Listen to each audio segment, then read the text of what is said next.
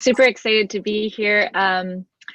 I love getting to have the opportunity to share what has been personally so helpful for me in scheduling and creating my flow. And it's sort of funny, like I think of myself as an expert in in many things. I don't know what that says about me. And when it came to creating this workshop, I sort of was like, well, I can teach about whatever you want. And I love that this is the thing, because it actually, as I was reflecting on it, given that we have so many opportunities in the world to do and to create, and the world mostly calls us constantly into action, it takes a certain type of, I don't want to say it is discipline. Like for me, it used to be discipline, and I think that can be a very solar way to schedule. And when I started finding a lot of ease and flow in my schedule and the rhythm of my schedule is when I actually started syncing it up to a lunar calendar. I have a slight concern. Nicole, can you hear now? You're solid? Ah, yes. Okay. If everybody's not on the bus, I'm slightly concerned for some reason, you know. So I started first by just looking at the real simplicity of the two main cycles of the moon. And you'll even hear it, like you may have heard of Guru Purnima. So in the Ayurvedic cycle, you can look at just really simply sequencing the rhythm of your life to the moon. And we have two main phases. So the first phase would be, we start the cycle at the new moon. And the new moon is the Amavasya. In Sanskrit, you don't need to know that word. It's just beautiful, I think. So the Amavasya moon is the new moon. And as we move through the waxing phase, that is also known as the Shukla Paksha, which is the white phase. So in this ascending phase, in general, is a building time. Peaking, of course, at the full moon, which we just celebrated yesterday. And I can talk about the full moon for a little while as well. And then moving into the waning phase, which is, it's the Krishna Pakshana. So we know Krishna means dark. So it's sort of the light cycle and the dark cycle. And that lunar looking, that cyclical looking also exists through the phases of the year. So depending on how you like to create your schedule, and I'm not sure which would be most potent for me to start with, I'm happy to take questions, or we can create it however you'd like, but I tend to sequence my life through actually all these different cycles. So first I look at the whole. If I'm looking at the macro, it's the flow of the year. And you'll see the same thing. And it may be harder to feel that rhythm depending on where you are. I happen to live in Pennsylvania, and it's like amazing to feel the rhythm, because there is definitely, when it is winter solstice, like it's dark. You know, we really are in this darkness, and the human rhythm, our own innate rhythm, starts to sink into that. And it's a space for us to be more internal, to be creating the seeds, like planting the energetic seeds for the next year. And it's also the space of the clearing. And I think many cultures have these big celebrations of light, because in part the darkness can be really intense for us. So you can look at it that way in the December season. And right now we're in that phase. The space between the December season and Beltane, or Groundhog Day, you can almost look at as that first part of the crescent moon coming. And so that's the period in which whatever the intentions are that you've set, whatever seeds you've planted, and also in some ways the clearing is really important. So personally for me, I used to really set my intentions on New Year's, like the Gregorian calendar, January 1st. And I don't know about you guys, but I just felt like totally overwhelmed in that. You know, like I do a lot of hosting over the holidays. I have a ton of friends. My house is filled with people. Like January 1st is not the time for me to be like, yes, I'm ready. It's like really still such a full time. So we're still in that like new moon period. So in some ways, I think the clearing is really essential. So depending on your own internal calendar and how it syncs up, just being listening for it seasonally, it's really important to find that the completion works. So in some ways, I almost want to say the completion before the beginning, which sounds a little bit backwards, but it can be helpful to notice like what is in the way for you, like what is there, before you can really be in that lunar space. So I think it's actually beautiful, by the way, that we're having the call now, like the day after the full moon. Like it was like when we looked at the calendar, I was like, oh yeah, it's gonna be perfect. And this happens to be, so as you're hearing this, like you might want to start with like the new moon and the creation, because we tend to, as humans, like to start at the beginning. And I encourage all of you who are listening to use this phase, because right now where we're aligned and where we are is in the clearing space. So sometimes I think of the new moon of the solstice is very interesting, because it's like a new moon, but we have on top of it all this cultural quality that is like a full moon quality. You know, the seasonal period between Thanksgiving and January actually has in many ways more of a innately full moon quality, like an innately like big, abundant, generative time. So so sometimes for me personally, even though the solstice is December 21st, I tend to actually use the lunar new year for my own calendar of new year. And so the lunar new year happened to be in the beginning of February. It was February 4th. And if you're not sure, you can always look it up under, it's starting to be called more traditionally a lunar new year. It's also known as like the Chinese New Year, or it's more very traditionally celebrated in Asian culture. So, and maybe for me, vestigially, in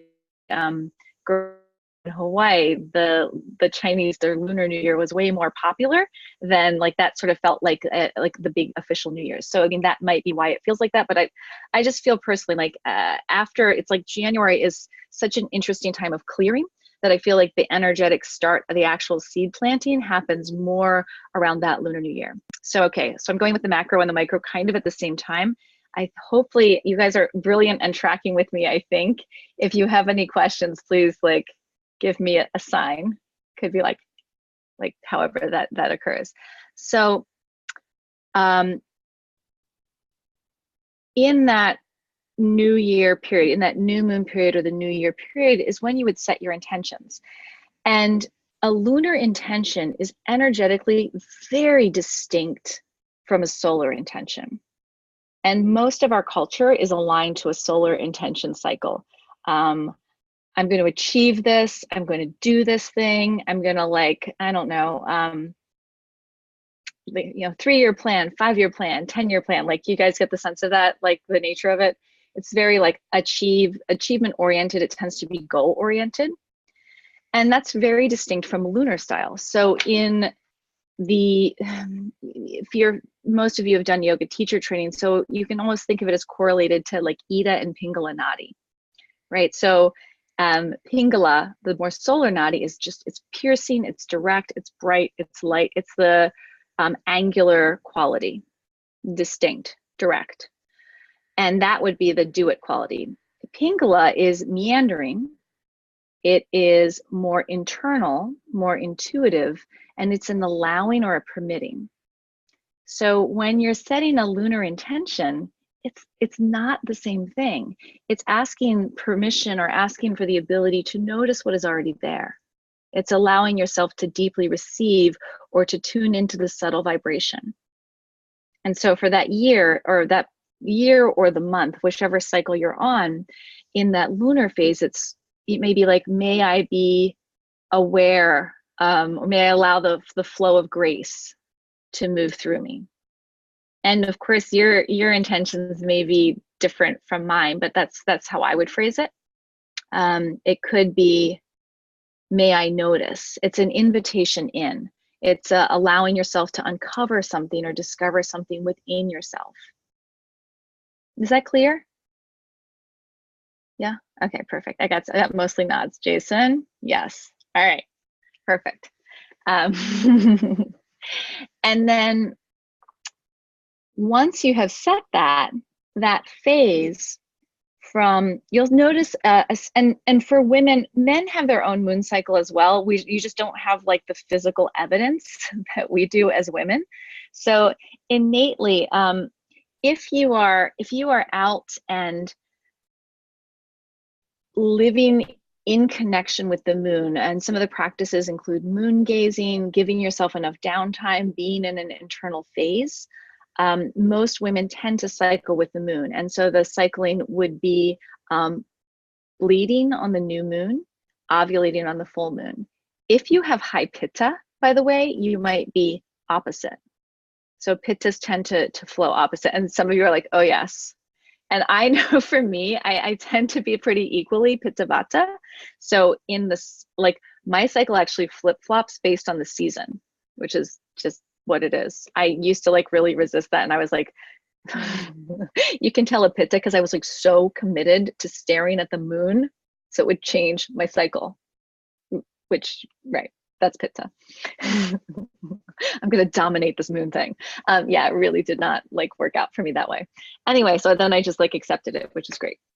So it's kind of the same thing. So internally, especially if you're, depending on how your cycle is aligned, we tend to have around the new moon, if you're not noticing the moon cycle, it may just occur for you as like, I'm a little bit more tired, or I don't really feel like doing this thing.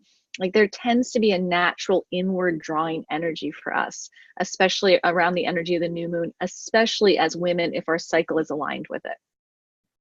And it really is a call to be in listening, a call to take time for yourself. If you can, and if your cycle is regular, and even if it isn't, I do tend to schedule like moon days for myself. So on moon days, I just don't do as much. Like I will do things that I am interested in doing. I tend to not schedule those days to have like big social engagements. Like that's not the day that I want to like have go to like 100-person party. It's a day that I want to have people over to my house, or I want to do something that's more internally focused. I try to also let those days be not quite as heavily scheduled. And I am somebody who just regularly has like 6 to 8 to 12 hours of scheduled things a day anyway. So not heavily scheduled might still be scheduled, but it has a different quality to it. As you move out of those first few days, so this day two, other things to do, it's a place to, if there's something that has been dormant for you, you might renew your awakening of interest to it. So you could plant creative seeds. You might want to share anything that's an inner life relationship, an outer, it could be an outer relationship too with somebody else.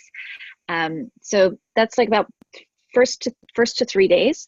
The crescent moon, which is day 3 to 7, is when that light starts to emerge. So you'll feel more called to do things, more able to, not more able, but like the initiation phase of the projects is here. So it's a wonderful space to start doing more, being out in the world. And that phase after that, when you're going into the half moon, especially that next week. So first week, internal, setting intentions, allowing things to unfold. The next week after that tends to be when we're moving towards like peak sociability. So it's a time to start really getting things out in action in the world, start unfolding things, be more social. Like it's a time where, especially as we move into half moon to full moon, we are actually, it's, especially if your cycle is aligned, women, we are more appealing, more persuasive, like we're better able to have conversations with people that they can understand us.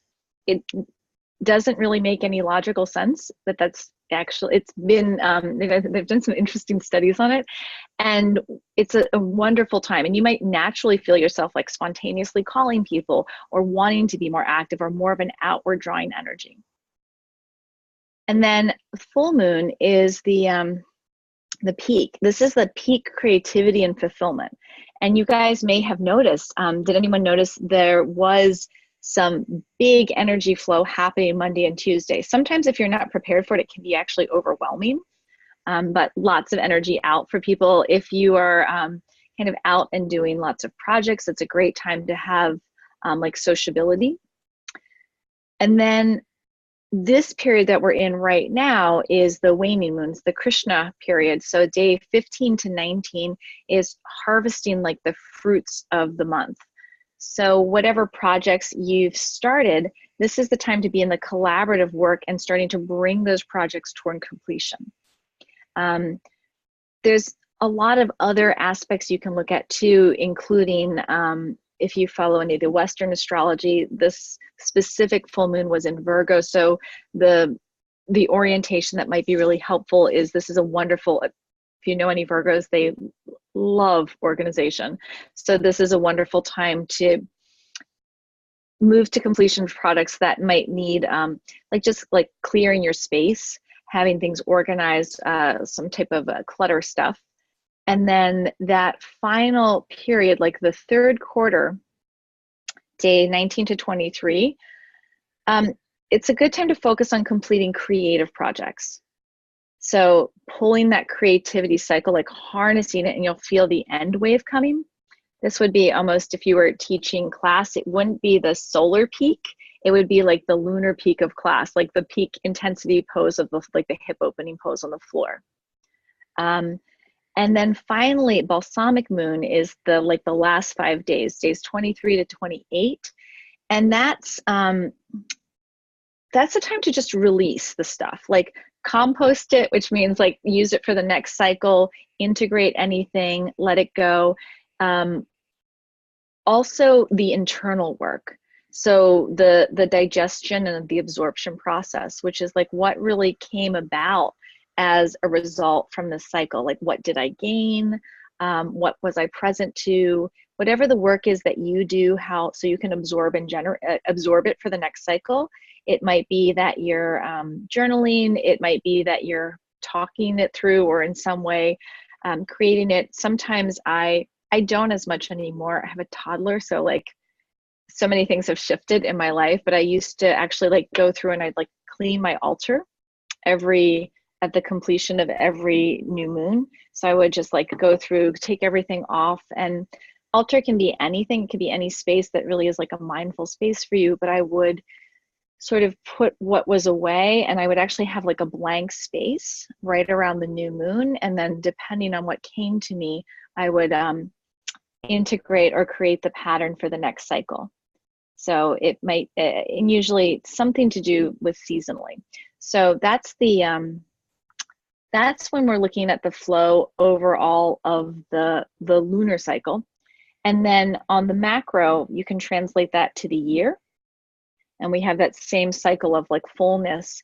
And then on the micro, the other space you can look at it is actually, if you're looking at, well, we're not even micro, we're like MIDI, is you can actually look at the flow of the days. So in the macro cycle, for me, as somebody who, again, it's different now, but I used to travel a lot of weekends to teach and lead and organize teacher trainings. So I would tend to cycle myself to teach depending on what the event was. I would schedule it around the full moon or a new moon. So I would teach, I preferably, actually for me, I really do prefer to teach around the full moon cycle for most of the teaching that I do, because it mostly tends to be a little bit more direct and Pingala teaching. If I was leading, however, a restorative practice or a workshop about like deep internal space, or a lunar workshop, I would tend to schedule that actually around the new moon. So there'd be a clear space or a place where people are more able to be internal. In some ways, you can almost think of like a night blooming flower, our sociability and our desire to be external and out in the world, and then like internal and processing is naturally a wave. And the common cultural construct, which can get in the way, is that we live in a culture of caffeine and like you're always on, and productivity, and it really has shifted dramatically. And still, like when I talk to my teacher, Tom, Shiva Ray, by the way, is my yoga teacher who I've studied with for many years, who really brought my awareness to the lunar cycles. And Tom Myers, when he talks about, it's related to some of the polyvagal theory work on how we should be in our solar lunar calendar.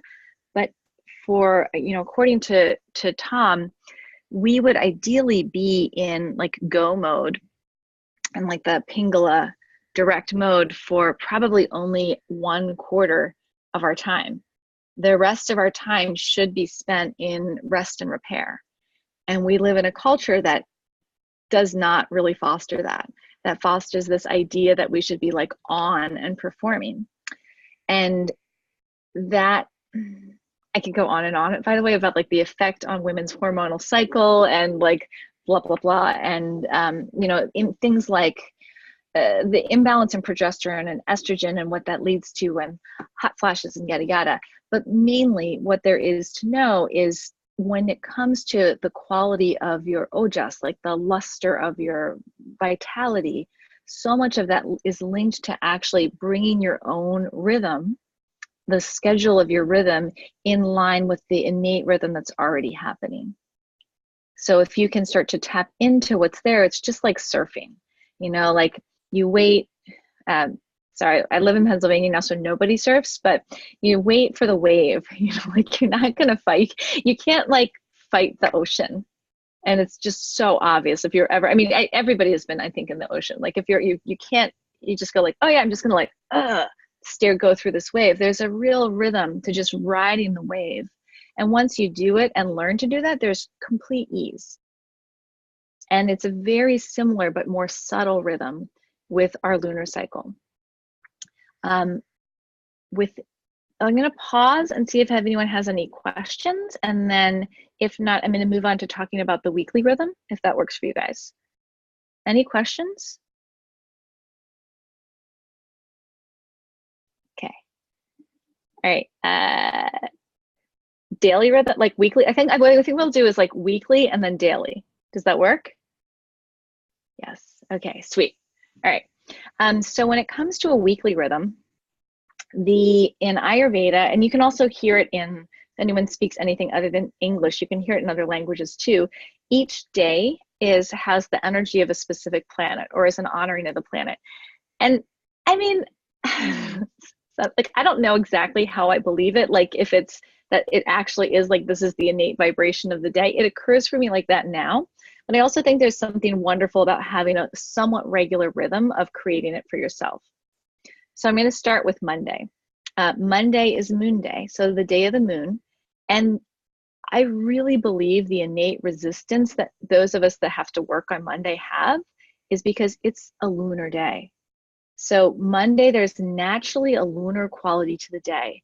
If you can and you feel the ability to, schedule a slow start for your Monday. I tend to have Monday be a day that I'm highly scheduled most of my week. And so Monday is a day that I don't schedule any calls before 8 a.m. I like get up when I want to, or when my daughter wants us to, like we have breakfast together. And I tend to like just have a slower start to my rhythm. And I use the part of Monday to do those internal lunar things. And some of them are, I mean, for me, that is like have my house like clean and clear, which is maybe kind of lame depending on your context, but it totally works for me. It might be whatever is incomplete, having it complete, but like just a clearing, like an internal day. Sometimes too, for me, this also is when I put in self-care rituals, because I tend to really leave the day unscheduled. So self-care ritual, whatever that looks like for you, it could be journaling, it could be whatever it is, unfolding your week, whatever it looks like, that's the day.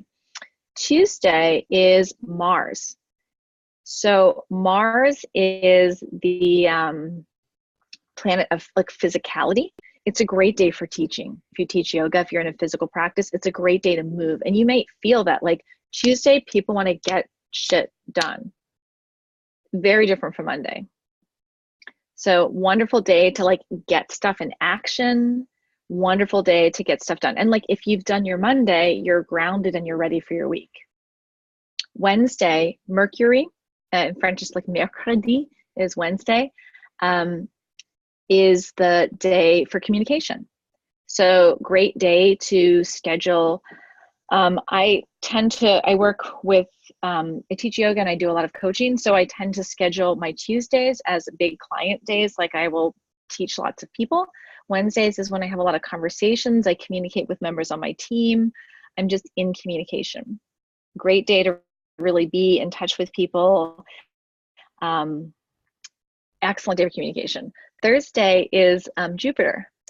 Jupiter has big, buoyant teacher energy, super powerful day, incredible day for accomplishment, like really great to teach or lead to others. So for me, when it comes to scheduling a workshop that's talking about the moon, by the way, I was like, ooh, well, communication and teaching Wednesday or Thursday would be ideal. I happen to be on a flight at 5:30 in the morning tomorrow morning to LA. So tonight was the better day. And it was like right after the full moon. So like when it comes to scheduling, I could have also done it, you know, in some ways on Monday because that's the moon day. It just, you know, there's different places to put things, but it's a conscious choice of where I'm putting it. So Wednesday for communication, Thursday for teaching. Jupiter, big buoyant planet. There's a lot of energy. So a lot of things that can be challenging to manage can be really great to have on Thursdays, depending on what the energy is. If you're shifting energy like teaching or learning, really great on Thursday. Lots of energy for that. Friday is Venus, Vendredi, for the goddess. So Friday is the day, and I feel like that energy is there on Friday in some ways, but sometimes it gets translated into like party energy. Friday is the day to really let yourself have some beauty. Like let yourself have things that are rewarding to you, whatever that luxury is. And it can be super basic. Like, I don't know what that is, but like it could just be, I have time. Sometimes I feel like when I give you analogies, you guys are going to get how like lame my mom life is. Anyway, so I'm just going to clear that and get over it. Like I'll have like time to have like a whole cup of tea, like by myself. So whatever the luxury is for yourself, it doesn't necessarily mean your day isn't moving, but give yourself some time for whatever that luxury is. Saturn is the planet of Saturday. You can hear it like Saturn Day. Saturn is the big planet of structure and organization. And at first I was like, this makes zero sense that this is on freaking Saturday. But Saturday is the kind of the day to get stuff done. If you, so really great day to be an accomplishment, to create things, to work in a way that works. And then we come to Sunday, and Sunday is the day of the sun, solar, like all this big bright energy. Create Sunday as a possibility. So whatever it is that energizes you for the week ahead, create it on Sunday.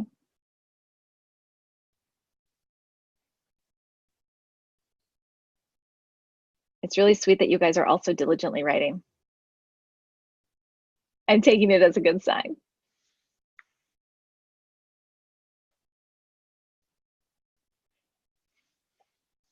Any questions on the flow of your week? And for some of you, this might be like crazy to talk. Hi. Hey, Sarah. How are you? This is Lily. Hi, everyone. Hey. I had a question. So I have a cleaning day. Yeah, awesome. Would be good for that. Okay, so it depends on how you approach cleaning. So for me, cleaning is like, I need cleaning, like cleaning is like a clearing for me and it feels amazing. So I love it on Mondays. Did that land? Sounded like it landed. Yeah, Mondays, usually I try to do it Sunday, but just rushing it. But Monday is the day I go to work and I'm like, oh, I wish I had time to do this and this just to feel powerful for the rest of the week, you know, feel like I'm prepared. Yeah, that's the magic of a Monday. I mean, it really is that day.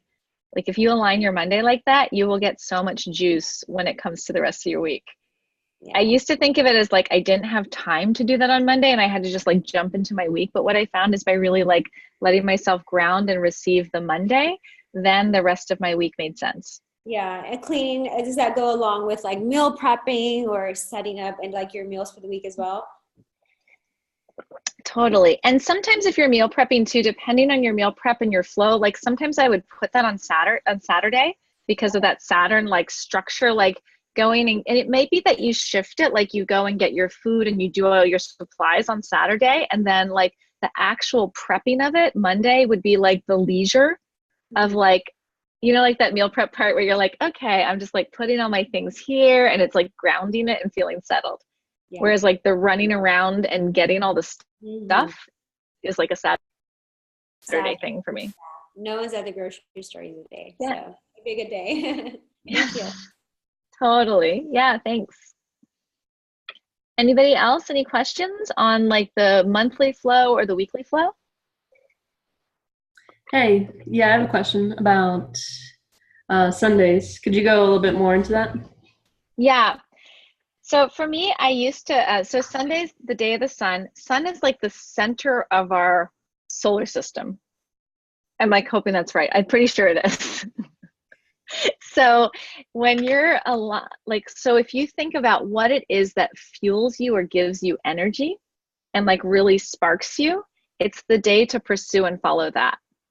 And so I give myself and give yourself seasonal permission, because for me, the feeling of a Sunday, and Lily, it might be that on Sunday you're like, oh my God, I'm so fueled by cleaning my house. I really want to do that. So, I mean, it could fit in there too, by the way. But Sunday could be like, what is it? So what like really lights you up, Nicole? Ooh, so many things. Cooking, Perfect. Planting new plants. I'm looking at like this whole wall. Yeah. So Sunday, right. So it could be like Sunday is a day that you save some space to do something that really fuels you and inspires you. So maybe it's a day that you are, if you're meal planning, like you like cook a delicious meal.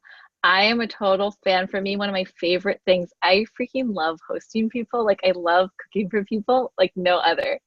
And so I think it's like I can totally keen to the like present to the fact that one of my favorite things to do is like a huge Sunday brunch. Like I feel like I can masterfully and like joyfully prep like a Sunday brunch for 12 people. That's like, it's amazing, by the way, and I know that. So like that's one of my favorite things to do on a Sunday is like have people over for brunch, and if the weather's nice, like we literally will pull a giant table outside and like feed everybody on in our front yard. Awesome. So like that's a Sunday. And also I do think it's important too, and this is maybe my own personal, like this is not written in the Ayurvedic texts, but I also think there's a real quality to give yourself like the lazy Sunday afternoon. Like there's some sun time, and I guess it's because for me, like the quality of the sun,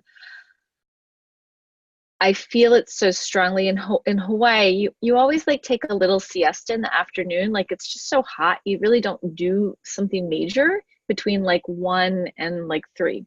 So I feel like there's a quality of a little downtime that is kind of essential. Maybe it's just because I eat a huge brunch though. So hard to say. But I think it's I think it's important to build in like some of that solar quality is, it's not just fire. Like I think frequently we collapse sun with fire, and they're different qualities. So it's more of a radiance, like what really lights you up. And for me, it is that downtime where I'm not doing things the whole time, and I'm like maybe just with conversation, or maybe just play with my family or my partner, like something like that. Did I answer your question, Nicole?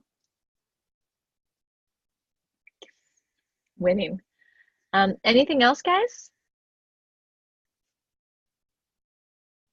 Okay. We can move on to with that. So does that work then to go into the daily flow? Yeah. And so, by the way, I'm not giving you all this so you can have like another set of things to obsess about or try to fit into your planner. Like I think that's the opposite, right? Like, so I think that we have sometimes this idea of like, I have to be so scheduled or blah, blah, blah. What I find is having these innate like attunements that are natural and just exist. It's like, oh, the sun is coming up. Okay, great. Oh, it's, you're rarely going like, oh, is it Monday? It's a way to give you an innate rhythm, which will create ease in your life, and a way to line yourself up with what's already there, what's already acting subtly on your body, what's already in your environment. Ayurveda teaches us that we as a microcosm are a reflection of the macrocosm. So in that sense, when we can tune into what's already there, it's like, the drinking in of prana. It's one thing to take breath. And this, by the way, this is my new moon. Well, okay, my everyday meditation that is especially ripe around the new moon.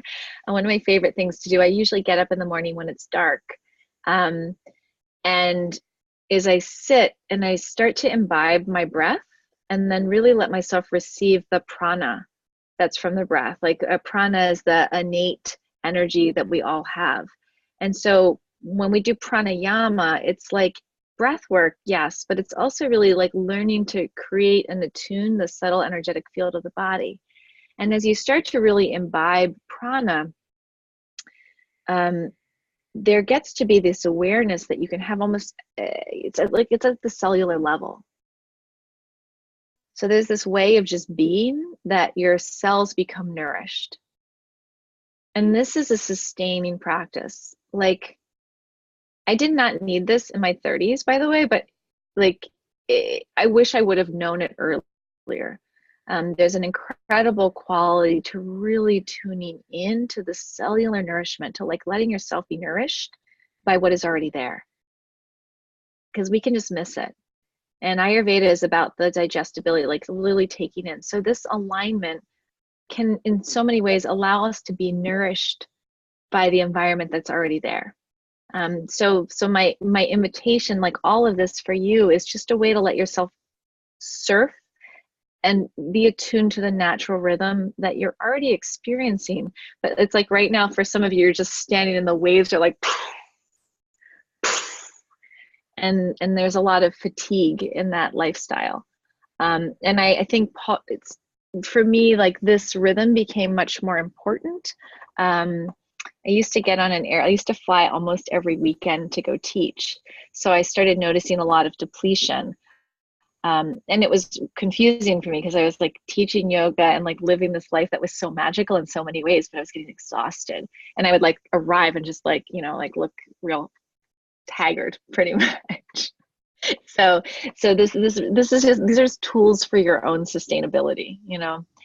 So daily rhythm is like so cool. So Ayurveda is, I could have printed it out. Actually, I might have a clock here if I can find it really quickly. Let's see how organized I can be.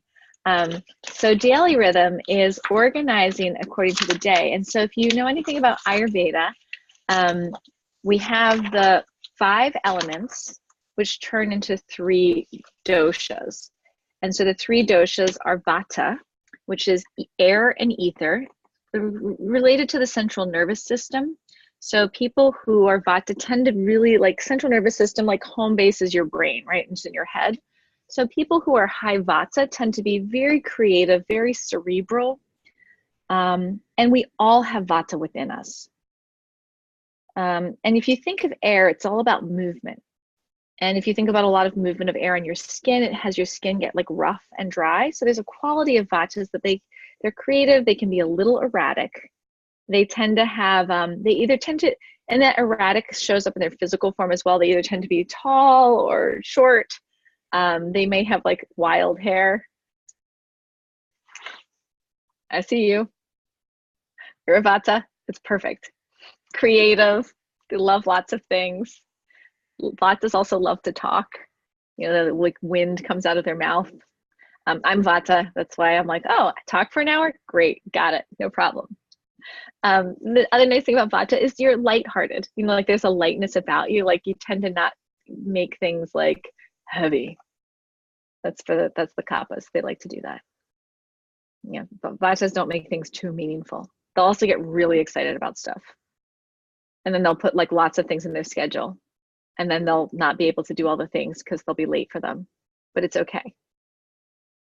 Okay, so the vata time, born from experience, so much experience. So the vata times are 2 to 6 in the morning and 2 to 6 in the afternoon. And so all that, let me think, how do I want to treat this? I think this is perfect, all right. So those times tend to be a little, so about air and space, right? So when you get, if you have high vata, you may find that you wake up between 2 and 6 in the morning naturally, and maybe you don't want to be awake. You're like, oh, I guess I have to pee, or I have to like put myself back to sleep, especially as you age, because as we age, vata gets higher. Everybody, there's especially like post-menopausal drying of vata. And then you'll notice 2 to 6 in the afternoon is really spacey for most people. So it's a great light time for like creativity. It's not the time to do, it's not the time that you're going to be at your most like sharp.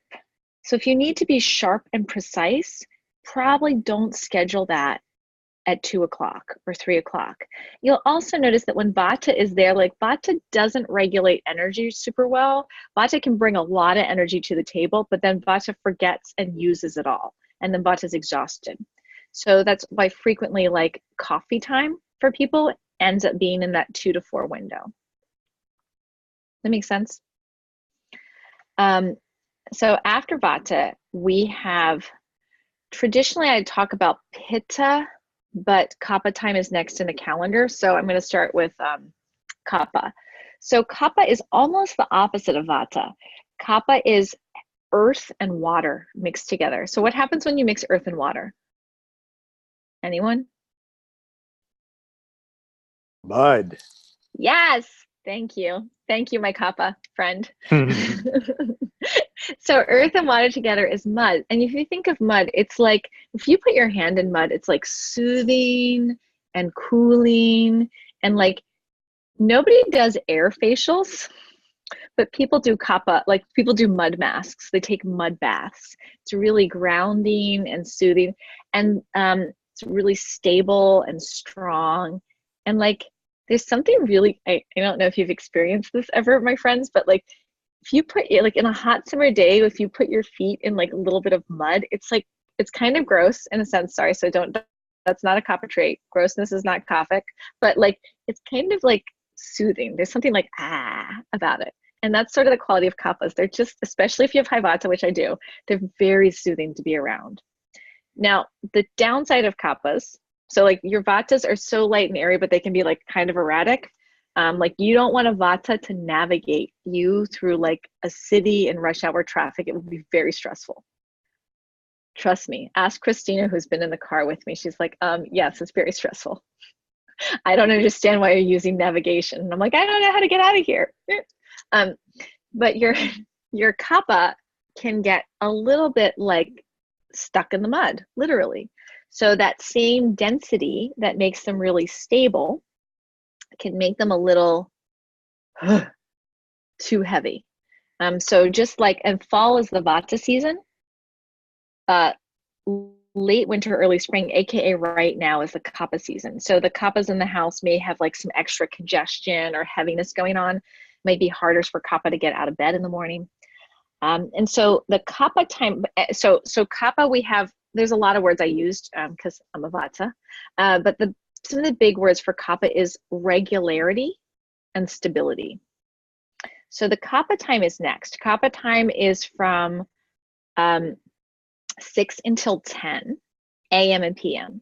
So that is a solid time of day. During the morning, that is the time to MSH or just make shit happen. Like that's, and you probably notice that like if you're up and awake, and our Ayurveda says get up before the sun rises because you'll be really effective. But if you're up and awake from 6 to 10, you can just like boom, boom, boom. I think one of my biggest complaints about motherhood, by the way, is like my child really wants my attention during that time. And that was like my like very effective time. So like that 6 to 10 time is kapha powered. It's amazing. Now, the other part about kapha, remember I said like that soothing, comforting quality. At night, that's a time to have a very light meal, because if you have too much food, it's heavy. And in Ayurveda, you can think of supper as like a supplemental meal. Your main meal would be lunch, and we'll talk about why in a second. But in the evening, you have a supplemental meal, nothing too heavy, ideally closer to 6, because with each of these sandhyas or periods of time, the element grows greater the longer we're in the time. So you may notice, by the way, if you sleep in the morning, like during kapha time, if you sleep in after 6, it's way harder to get out of bed until it gets closer to the end of kapha time. Like if you sleep in after 6 and you sleep in too late, it's like you feel thick, especially if you have high kapha, you can feel really heavy and dense until you're like, there's another window around like 9 or 10 o'clock where you're like, oh, I guess like I'll get up now. So for some people, it can be harder to get up at like 7:30 or 8 than it is at 6. And if you have high kapha, you're probably thinking, there's no way that's true. Try it. Like just get up before 6 consistently for a month. It will transform your life. And if it doesn't, talk to me. We'll have another look at there's maybe some ama issues, but other than that, like, it is transformative. Okay. I just saw myself making my grandmother's face. That was very weird. The evening kapha time, light supplemental meal, and then it's the time to actually like let yourself use that kaphic energy. It's grounding, it's very settling. So I would avoid stimulating things after 8 or 9 o'clock. You don't want to do screen time. It's all that. I mean, it's helpful. Like, yes, we're on a screen right now. It's okay. You're going to be fine. And I happen to have like that filter on that blocks out the blue light, which is awesome. So grounding activities, have a dinner, have quality time with your people, just like start to let yourself settle and ground. And that really use that kaphic energy. And if you are not using any type of like stimulating thing, be it like, I don't know, major screen time or whatever it is that charges you up, you'll naturally start to feel, also a lot of artificial lights can be tricky too, but if you're not using a ton of artificial lights, you'll naturally feel that inward down regulation of kapha increasing. And the tricky thing is if you're not doing that, then pitta time kicks in. So pitta is next. Pitta is the element, it's fire and water combined, but it's not like the cool part of water, it's the spreading quality of water. It's a little bit more like oil. So pitta is fire. And this is different from the sun. And that fire quality is like solar, it's hot, it's bright, and there's a directness and a decisiveness to pitta. Pitta has it like, this is the way to do it. Why are you doing it any other way? You blank blank a little bit. Pitta just knows how it should be done. Always. At least that's what the pitta thinks. And so pitta is the regulator. So if, sorry, and I don't think I anchored this for kapha. So vata is central nervous system. Kapha is the smooth tissue lining, the digestive system. So like kapha really lives in the gut. It's like your gut sense is the brain of kapha. Pitta is in like the muscle tissue. It's also in the liver, which is interesting. It's about emotion and anger. And pitta is very, what do I say about pitta? Pitta is about metabolism. So things metamorphose through chemical change. And so with that pitta at night, pitta is, so during the day when the sun is hot, pitta is in the digestion in the gut. So pitta is the fire that supports agni. Agni is the Ayurvedic word for, or the Sanskrit word for fire. There are a few words for fire, but Agni is one of them. And so pitta is the digestion. So you want to eat your biggest meal during pitta time, which is right after kapha time. It's 10 to 2. Ideally, right in the center of that time, when the fire is at its peak. So in Ayurveda, there's so many different food theories. Ayurveda is very specific about like no snacking. And the other big Ayurvedic thing is you eat your biggest meal of day during lunch. Digestive fire is at its peak. And that allows the body to really assimilate, break down, and digest all of the goodies. So really like get and convert, you know, all the processes that convert food to digestion. Oh, my baby is crying. And then pitta time at night is very similar. So pitta time at night is also 10 to 2. And that is when the body is processing and taking away, oh, can you hear her? Appa, her little stuffed appa, like, you know, from the flying yak from Avatar. It's her favorite. It's like what she uses as a pillow. Appa fell out of bed. Okay, sorry, I'm back. And so pitta at night is taking and pushing all of the waste into the digestive tract. So taking all the ama, all the waste, and like emptying the trash. And kind of like if you have a big office building, The janitors, the cleaning people are there at night because everybody's gone for the day and they can get all the work done. It's very similar in your body. So ideally, and I'm sorry to tell you some of this, ideally you're asleep at 10 o'clock. I know. You guys are, I know, Christina, you are nailing this. You are winning this right there. That's you. Ideally you're asleep at 10 because that way the sleep is deeper. And literally, if you're only going to sleep 4 hours at night, please sleep more than that. But if you can only sleep 4 hours at night, it is the most effective for you to sleep from 10 to 2. Some Ayurvedic texts will say 10:30 to 2:30, but somewhere in there is the most, I mean, please sleep more than 4 hours a night. That is not, like, you are not living a good lunar lifestyle if you're only sleeping 4 hours a night. There's a problem. And it's way more effective to sleep during those pitta hours. Those are also the hours, so like that is happening, and then through the I can't think of the name for it right now. They found the lymph in the brain where the space between the glial cells actually expands overnight, and they're washed with fluid that's releasing and removing some of they think it's related to the amyloid plaque buildup. Also happens during pitta time. So very important for actual cellular renewal to sleep during pitta time.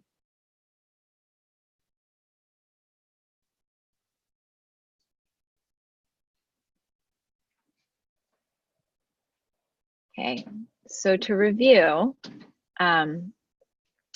during the cycle, wake up at the end of Vata time before 6 a.m. when there's still lightness in your body. Kappa is also very devoted. Say whatever your prayer is in the morning, your gratitude. Kappa time from 6 to 10. Make shit happen. Just like get it done. Whatever's on the list, whatever, eat the frog, whatever the thing is that you're doing, do the thing. The things, like really set yourself up for your day from 6 to 10. The stability of Kappa will carry you through. From 10 to 2, Pitta time. Eat a big meal. Give yourself time to digest afterwards, but eat a big meal. Ayurvedically, things, there's a lot, and there's so much in Ayurveda about this. Is not a conversation about Ayurveda because that would take another hour or like a lifetime. Eat a big meal. And then Vata time 2 to 6, you're going to be a little spacey. So don't plan projects that require you to be really sharp. Creative projects, conversations, things that are Vata heavy. 6 to 10, light meal, supplemental meal, supper. Wind down. Be with people. Connect. It's Kappa time. Take yourself off of screens by 8 p.m. Do your bedtime routines, whatever they are. Scrape the tongue. You know, Ayurveda, we love scraping the tongue. And then get yourself to bed at 10 o'clock so that Pitta janitor can clear out all the Amma.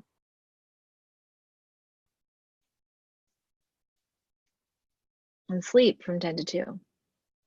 Please sleep longer than that, but at least 10 to 2. All right, guys, I think, is there any questions?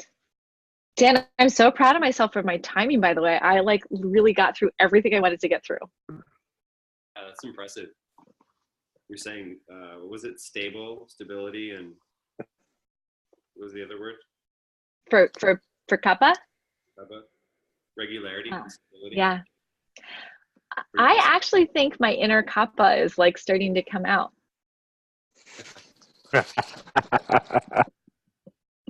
Great. Secret Kappa, don't tell. Secret weapon. Yep. Cool. Well, yeah, I mean, that's pretty good timing. Yeah. I would love to hear from a few of you and who are participating, like what you're getting out of the conversation, or what's opening up. The part of really the inspiration for this also is to really connect with community and hear what you're getting over there. So I'd love to hear. So I do have a question for Sarah regarding these times. Would you say to follow the schedule throughout the entire year, or the entire year? Because sometimes it changes. Roughly, yeah, like just follow the rhythm of it. It shifts a little bit during winter and like daylight savings, but roughly, yeah, I do find I pretty much stick to it. I mean, mind you, I'm going to leave my house at 2 in the morning to get a flight. So I'm like, not, it's not, like life is life. So, like, don't be crazy. Like, don't make it harder on yourself. Like, let it be a guideline and see how it can support you. Gotcha. Mm-hmm. Hi, Sarah. This is more. I just wanted to say I thought it was really interesting that a lot of what you said I kind of already do naturally, like, and I've never heard of this before. But it just already really, like, I was like, oh, like I already have a clear Monday. I leave my Monday completely open and don't schedule anything Mondays. And I don't know, just like the rhythm, like Wednesday is when I put in all my alarms on my phone to make sure to call mom and call my aunt and like all those things. And I was like, oh, that's really interesting that there is a rhythm and flow to this that makes sense to other people. It's like a formula. It's pretty magical, huh? So my type A B swirl is really excited by this, and I know that's not the point, but I am. Well, and I think that's part of it. Like, I mean, it's not that we should be one or the other. Like, Ida Pingala is like the balance between the innate rhythm and like actually having your life work. Mm-hmm. I'm a fan. Awesome. Yeah, it's cool to hear you say that more, because I'm over here with traditional Chinese like solar nutrition scale, and every time, Sarah, you're saying the Ayurvedic standpoint, I'm like, kind of, it was just, I just pulled it out. I didn't plan it, but I had it here, and it's like everything is aligning, and it makes me think of you're familiar with the Maori people? These like No. I just went there. I just met them. That's why it so was cool. Yeah, and do you know the history? Did they tell you any of the history more? It's in New Zealand, about the Maori people and charting the waters, and did they give you any of that? Yeah, they did. We went to a Maori village, and they did. We spent a whole day there. It was very cool. So they would. It's just what I'm hearing is that more doing this like naturally within connected people. The Maori people would be on the ocean and would map and chart the waters based on essentially their awareness and their intuition. They had no real instruments to do this other than the rhythms from nature. And it's interesting to see like how that happened, how it's happening with you more. I'm looking at the Chinese piece, and then there's the Ayurvedic influence, and how, yeah, when you're in rhythm, it feels really natural. It feels really right.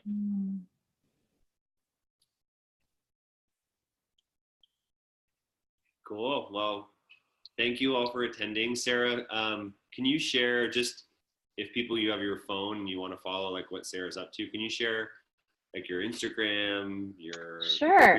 Do I know it? It's Sarah Yukie, right? I think it is. It's so embarrassing.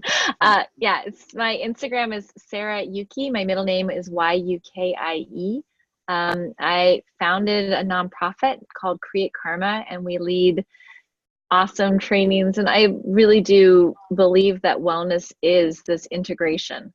It's so much about learning how to listen and creating a life from listening to the inner as well as the outer forces, and then creating that with other people. So that's called Create Karma. Our website is createkarma.today. And that's it. And I have I'm finally going to launch a website at the end of this month, or probably the beginning of next month, which is also going to be sarahyukie.com. Yeah, so you can follow me. I used to travel all the time. I'm really committed to creating community here in Lancaster, Pennsylvania, as well as raising my daughter. So my travel schedule is much lighter these days, and I'll probably pick up again in the future. So feel free to follow me or find me or send me any messages. And my phone, if you're on, like, I don't use Facebook frequently at all, but my phone number is actually, my literal phone number is on Facebook. So if you want to text or ask any questions, feel free to call me. I probably won't answer the phone, and I will get back in touch with you. Awesome. And again, thank you so much, Sarah, for doing this, for being a friend, a teacher, all the above. Thank you so much for having me. It was really great to get to see you guys. Yeah, And, of course. yeah, totally. And it's amazing. And I was like so not frantic. I was just, there's like a lot happened, you know, my day today. I was like, oh, awesome. I'm gonna have like an hour to hang out with the Houstons and talk about the moon. Come on. I've been talking with everybody about the lunar rhythms, and people are like, what are you talking about? I'm like, I'm excited for a conversation later today. So that's awesome. And also, those of you who are guests, thank you for being here. Those of you who are members, thank you for being here. We have a couple other workshops planned. I'm going to be leading another anatomy conversation, this time about the shoulder. Just did a workshop here at a local studio in Houston, and it's like the follow-up to that workshop.